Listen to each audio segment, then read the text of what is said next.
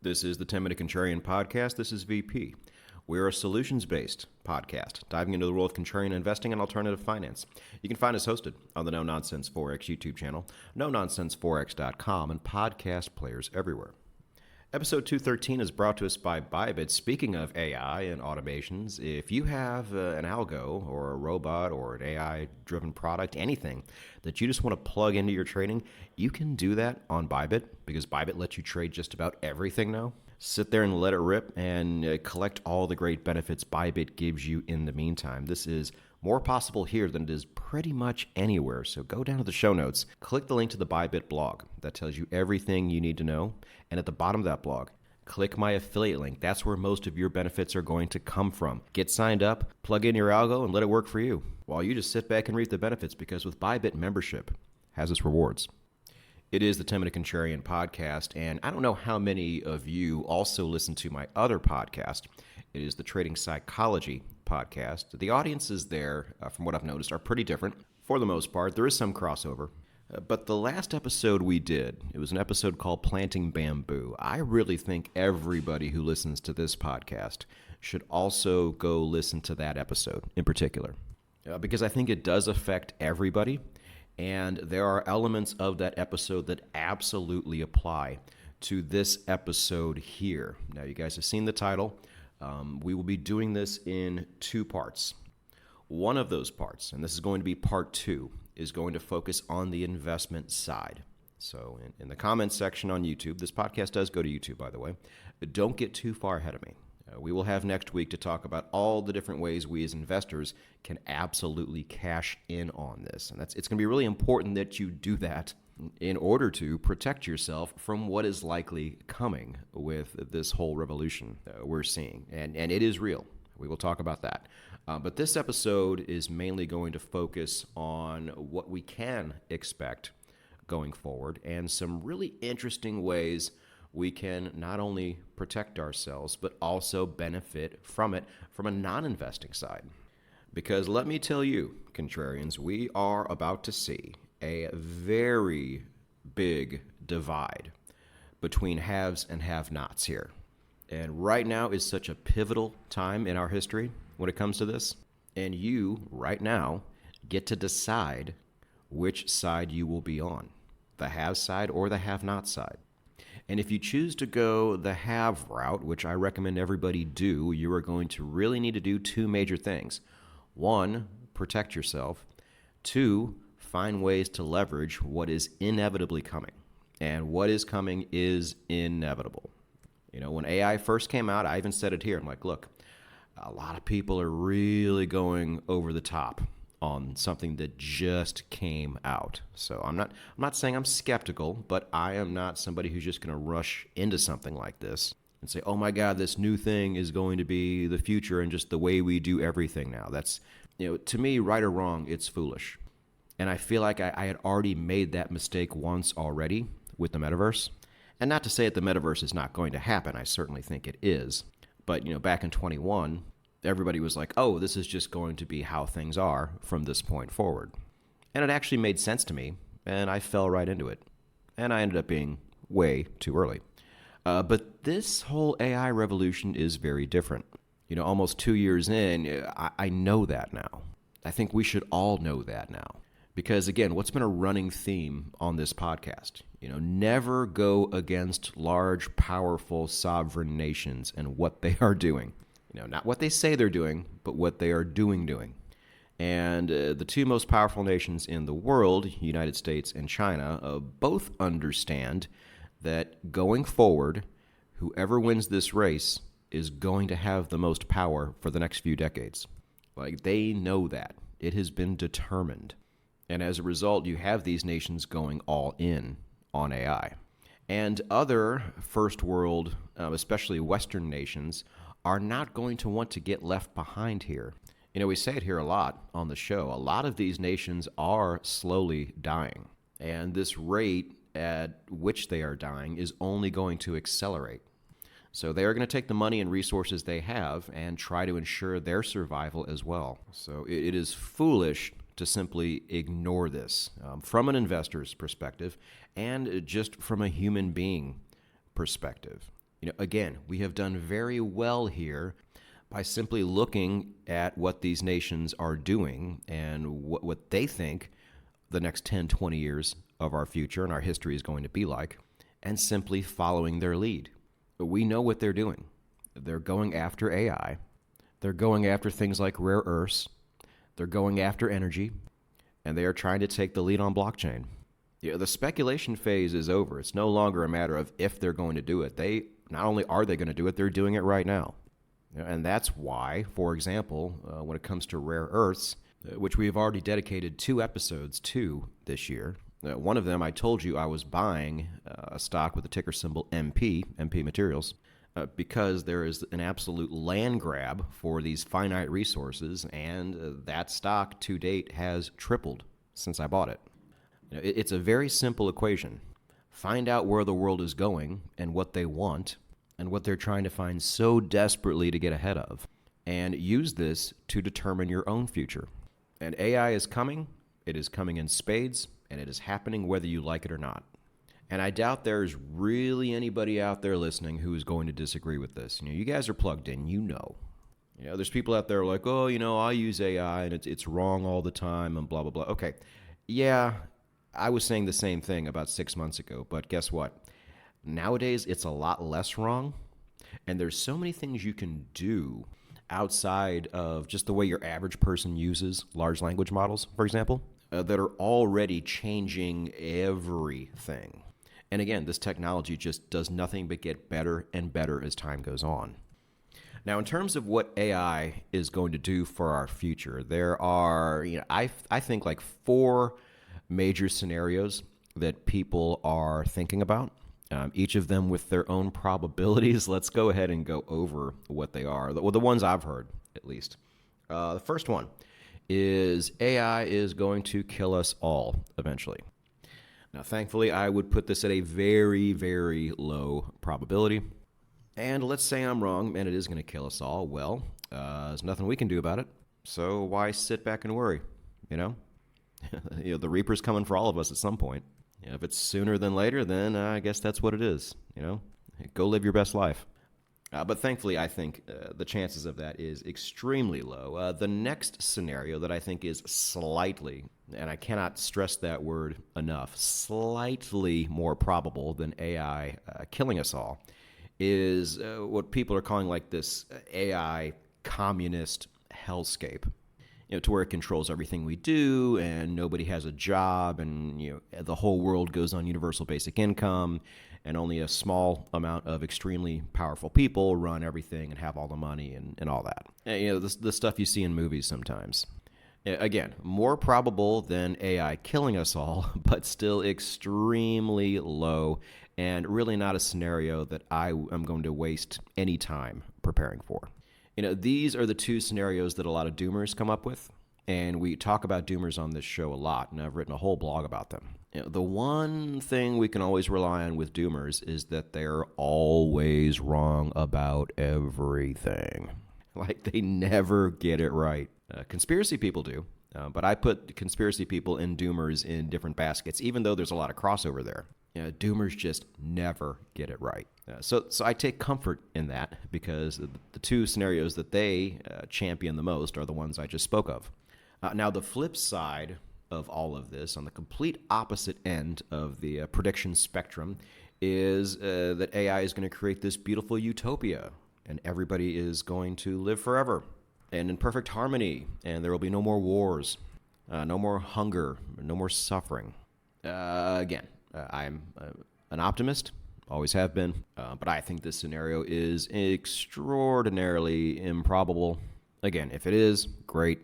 If it's a communist hellscape, great. If it kills us all, great. But I'm not preparing for any of those things, because the probability is just way too low. And as always the case here on the 10-Minute Contrarian podcast, we do not work with definitives. We work with probabilities. We try to find out what has the highest probability, and then we use that to put the odds in our favor. Simple as that. And it's worked out pretty well for us, if you didn't know. So I'm going to take what I think probably has a 95% chance of happening, or some variation of this. I would put the previous 3 possibilities at under 1%, and then I'll save a little room in the middle there, maybe 3-4%. For a scenario I just hadn't thought of yet, but I really believe what a lot of very smart people believe, smarter than me, and it's that we're going to have this very rough period, what some people are calling the 5 to 10 years of brutality, to where we're going to have to transition from a non-AI world into a much more AI-driven world, where a lot of people are going to lose their jobs. And once they do, there really won't be a whole lot of recourse for those people. There won't be another option for many of them to take. Or will there be? Stay tuned for the solutions part of this episode. However, we're not the only ones who see this scenario playing out. A lot of people do. And what the majority of people are going to sit there and do is sit there and do nothing and choose to let AI and everything attached to it gobble them up and leave them jobless and incomeless. Believe me, this is the route most people will choose. I don't understand it. If I was a small child, I would hope my mother and father would not choose this route and leave us all penniless, or even worse, dependent on the government. I would hope my mother and father, my heroes, would protect me and my family, but that's just not how most people are wired. A lot of people right now think they have AI-proof jobs, and most people absolutely do not. There's certain industries right now that are already just getting completely wiped out, like copywriters. That industry is almost already DOA. But even industries like doctors, lawyers, plumbers, who all thought that they were immune from this, they're getting a lot of their business chipped away already too. And the reason for this is, a lot of people they don't go to a lawyer or a doctor or a plumber for something major. They do when it's time, but for the most part, they go for very little minor things that your average person just doesn't simply know how to solve themselves. But this is changing. Now, if you needed something minor, you could always go to the internet and look it up, but it was not as efficient as it is right now. It has gotten so much easier. For example, you might call a plumber over to fix a minor problem with your toilet that you just don't know how to fix. But if you could fix it yourself and just simply go to the hardware store and get a $10 part and go in and fix it, that's what you're going to do, and that's what a lot of people are doing now. So that part of a plumber's business is already deteriorating and is going to be gone relatively soon. Like, how much of an average plumber's business is just little minor stuff like that? How much of a doctor's business is just little minor stuff like that? Now you can almost take a picture if you have something on your body that is clearly wrong, and AI can figure out what it is. And at that point, you might just need a prescription. And if you need that, you do need a doctor for that, in the West at least. And you would just go to a teledoc and tell them what's wrong and have them write you a prescription. How much of a doctor's overall business is just little minor things like that? I don't know. I would imagine it's a sizable amount. All you coders out there, good luck. Again, don't get me wrong. I'm not hoping your jobs go away. I'm just telling you what is likely to happen. It's just not going to be the same. And you have, maybe a few years, maybe 5 years tops, before this era of brutality, this era of transition takes place. And I could be underselling it. It might come sooner. It just depends on how quick this technology evolves and how quick people are to start using it. And again, don't think you're immune to it. I've already seen, have you guys seen that on Twitter in China? They're having people behind almost like video game screens mining gold, like real gold. They are controlling excavators from behind a computer screen. Not to mention all the things that used to be manned are going to be unmanned now, especially on the blue collar side. Blue collar people think they're fine here. You're not. I guarantee you're going to see it. You're going to start seeing it a lot. These human interest stories. Here is this guy from this place. He lost his job to AI, and now he and his family are suffering. And it's going to be sad. It shouldn't be that way. But it doesn't matter. It's going to be that way. The only question now is when and how bad. And what's it going to look like? And what will society look like when a bunch of people have lost their jobs? Spoiler alert, it doesn't get better. So you better be preparing and preparing the right way. And this, I think, is a good transition into the solutions part of episode 213. Now, the first solution is an extension off of what we talk about on this show a lot. And I will keep saying it until the day this show goes off the air, because I know most of you aren't doing this.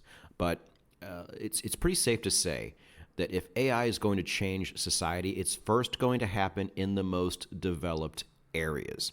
So if you are in the collapsing West and you don't want to deal with the after effects that all of this job loss is going to have, you need to find a way to get out, or at the very least, give yourself the option to leave should it get there.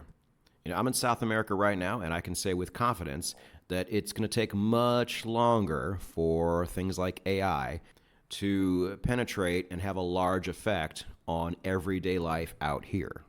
And that's a good thing.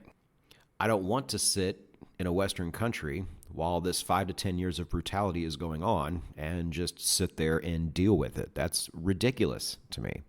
I don't hate myself that much. I don't have a wife or kids, but if I did, I certainly wouldn't put them through that. So I have made sure that no matter what happens in the world, that I always have other places I can go to. And I will always have other ecosystems and financial systems and things like that that I will be able to access. Because like I've said before, anybody right now, if they don't like what's going on in their country, can just up and take a plane and go somewhere else, no problem. But what we learned, we had a harsh lesson learned back in 2020 to where only residents and citizens of those countries could actually go there and legally exist there. So I am removing all doubt from this equation. I'm even going so far as to attempt to buy a small plot of land in a particular Latin American country because I want to have some land, but I'm completely priced out of doing anything like that in the United States, especially when you factor in property taxes and things like that. So I take things like this very seriously, and these are all things to where you kind of do it once, and then you don't have to do it again. And then the result is you have this level of future and this level of security for the rest of your life. I feel like it's a very easy trade-off and a very obvious move. But apparently I'm in the minority. But that's fine. I'm used to it. But I just thought I would share that with you. Now, the one thing really, though, the other solution here, and this is something everybody can do and absolutely should do, is get good at AI. This goes back to that episode on planting bamboo that I talked about on the Trading Psychology podcast.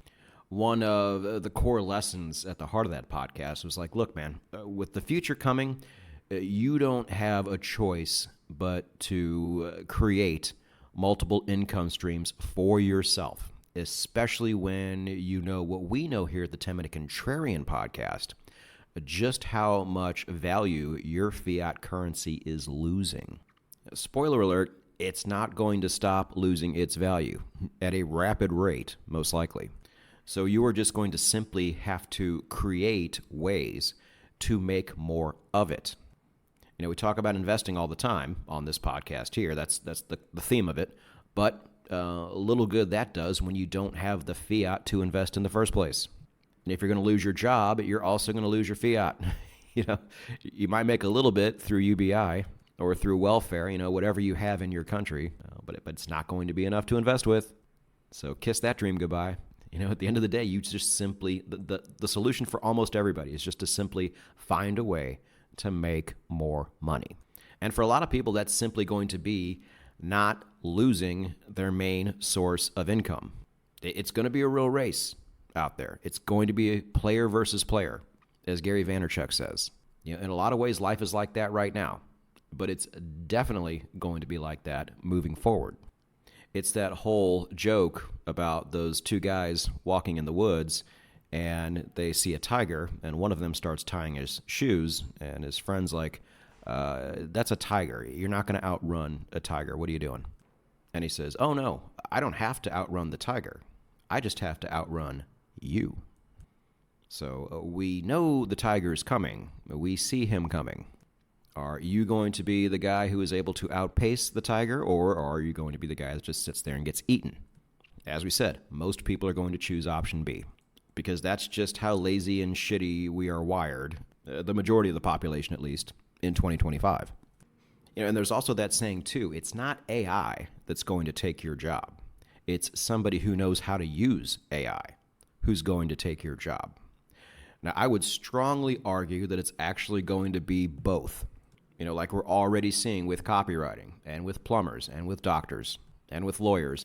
But the one way you can not only save yourself, but really kind of advance beyond your peers is to get good at and understand AI, and to do that right now while it is still in its infancy. Because as things get more advanced and more complex, the people who haven't learned anything are going to get that much more left behind. That distance, that gap between what they know and what they need to know is going to do nothing but widen. But you, with a base knowledge of AI, you're already going to be in a good position to understand and to leverage and take advantage of the more advanced versions of AI, which are probably going to shape our entire society. And again, you get to choose. Are you going to allow yourself to become left behind on purpose, or are you going to learn about it now? Because AI is far more than just looking stuff up on ChatGPT. Are you going to learn now and keep up with the technology that almost everybody believes is going to shape the world? Or are you just going to shrug your shoulders and complain a lot as time moves on? Couldn't be me. I have actually taken very necessary steps to learn as much about AI as I possibly can right now, given my busy schedule. I even took a paid live course, which was very much worth it, in my opinion. And now, okay, remember too, I don't learn things very easily. There is a small handful of things in this world to where I just absorb that knowledge like a sponge. So like English, geography, technical analysis have always been things which have come very easy to me. Literally everything else, I am probably bottom 10%. It's sad. Like as a kid, I couldn't walk until I was like 2 years old, and I was the last kid in class to know how to tie his shoes. Like I just learn certain things very slowly. When I'm good, I'm great. When I'm bad, I'm terrible. And things like this, I am naturally terrible at. However, I didn't let that stop me. And I can say this, as somebody who learns most things at a very slow clip, I was able to learn this stuff pretty easily. Like, I understand prompting now, and I'm getting better at it. I understand workflows. I understand AI agents and the differences between those two things and how they operate. I understand N8N flows, and I am already incorporating AI into my businesses. This here, the whole, podcast, No Nonsense Forex realm is probably going to be the last to benefit from it because I think there is less of a need, probably. And I'm running a bit late today in recording, so I'm probably not going to use AI to make a really cool thumbnail for the YouTube version of this podcast. But I'll see what I can do next week, maybe. I actually did it in last week's episode. The Race is On. That was obviously AI, and is a pretty poopy version. But I'm using it. I'm prompting. I at least know how to do things like that now, and that really overnight pushed me in probably the top 5%, maybe 2% of humanity in terms of knowledge when it comes to this. And you don't need to spend money like I did. All of this stuff is out there for free. Now, once you've learned this, what can you do with it? Well, who out there follows me on X? If you want to do that, the link is down below in the show notes. I suggest you do. But I put out a video a few weeks ago, and I'll go ahead and do you guys a solid. I'll go and put the same video down below in the show notes if you want to see it. It was an excellent video illustrating the gap in demand right now. There's a huge demand for people who know how to leverage AI to make businesses more efficient and more profitable. Companies are looking for people who know how to do this, but like we just said before, the amount of people who know anything about this technology is so small, they can't find people to fill these roles. And these are good paying roles. These are good paying jobs. And the only way to really make sure that your job is 100% AI proof is to get a job in AI. Not only are there great paying jobs available out there, now a lot of you who would get foreign residency permits and who would leave your collapsing Western country, who are not doing it because of employment, and they don't feel like they can get a remote job. Well, one, you're wrong. You already can. There's a lot of them out there. And if for some reason you're taking like a 20% pay cut by getting a remote job, yet you're paying 50 to 60% less for day-to-day stuff, you are winning. I don't feel like I point this equation out enough, but it's a very simple equation. People just don't get it. But two, now you can get a high-paying, future-proof remote job. Move to a place where you can not only live like a king, but a place where this 5 to 10 years of brutality is going to have a lot less of an effect. And now, instead of curling up into a ball and crying and complaining that AI is going to take your job and everybody's fucked, in a very short amount of time, you have now not only done something about it, but secured your future and have advanced your place on the income spectrum. I mean, contrarians, we are in a very pivotal and very special time right now where if you wanted to, you can move way up the rankings almost overnight. We all know it's coming. We all know that it's going to be either really impactful or extraordinarily impactful in the future of our planet. And you actually get to choose a side. I have made my choice. I will never, ever allow myself to be one of these human interest stories on the news. Why? Because I have the simple choice not to be. And I am selecting that choice. Simple as that. And I'm telling you, if I can do it, anybody can do it.